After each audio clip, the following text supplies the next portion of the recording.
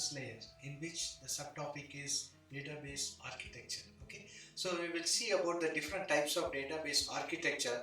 The first one is a distributed database architecture, and secondly we are going to see about client server architecture, and also in which we are going to see about the different components of client server architecture, and finally we are going to see about two-tier and three-tier architecture. Okay, the first we will see about what is this distributed database architecture. Okay, so distributed database architecture, that means each and every client that will be associated with a server, okay, at different geographical locations, okay, it will be stored. Okay, so that means for example, if it is a railway reservation system, in which if you see, each and every station will have a client machine and you will have the server, right, local server.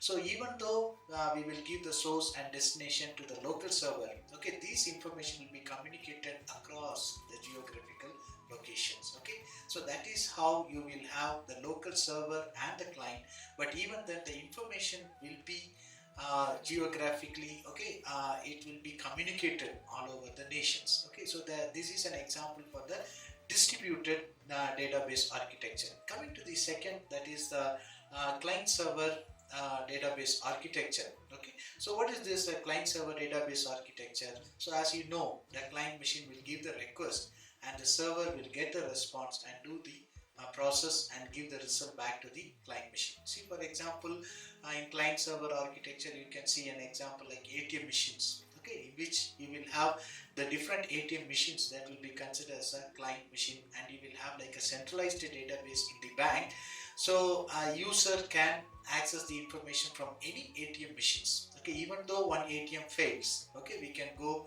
to the next client and we can access the information. That's why it will be stored in the centralized database, and so that our information will not be lost at any point of time. This is a type of client server architecture. Okay, so here in this client server architecture, what are the different components? Okay, so one is a client, and second is a server, and third is a middleware. Okay, so the middleware which act as a network operating system, okay, getting the request from the client and giving the response, okay, to the server, and then do some accessing, and then do some manipulations, and then give what is the request that made by the request will be given it as a response, and this middleware, okay, which provides the request that made by the client. Okay, so these three components that is important for the client server architecture. Okay, and coming to the final thing is two-tier database architecture and three-tier architecture. Okay, how we can categorize two-tier and three-tier architecture?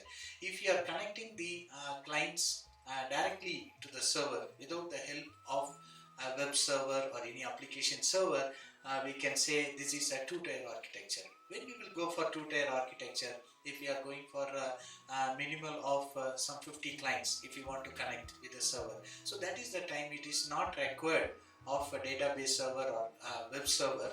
Okay, so for local machines to be connected, that is the time we will go for a two-tier architecture. But when we go for three-tier architecture, the middle layer that acts as a business layer, okay, so mainly that will be helpful for translating or metering purposes. Okay, what is the use of it? So the client machine, okay, we will have like a different formats. Okay, so it have to be translated to the server, okay, to further process. Okay, so that is the main role of the third layer, that the business layer. Okay, and also metering, that means more than 50 systems if you want to connect. So the number of systems clients which is connected with the architecture, that we have to view it. Okay, so for that we are this act as a business layer. Okay, so this is how we can categorize two-tier and three-tier architecture. Okay, so with this I hope you understood about the different types of database architecture. Okay, in the next slide we will see about the mechanisms of the access layer. Okay, all the best.